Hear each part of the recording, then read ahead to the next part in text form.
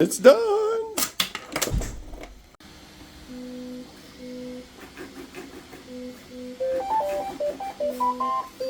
I should get that thing to say it's done. First thing we need to do is glue our little handle in here.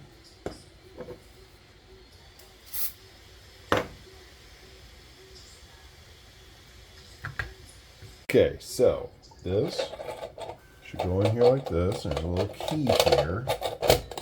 There we go. Okay. And then this goes in here like this.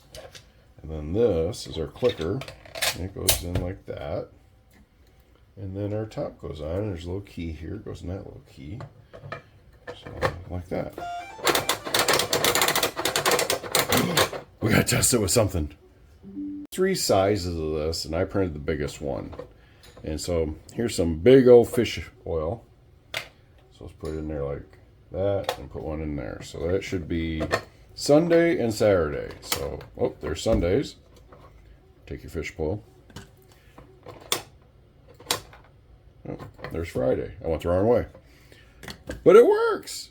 There's something valuable here. If you want to fill this, you can only get it open if refills in the front. You turn it there, it won't come open. But you put it in that position, then you can refill it.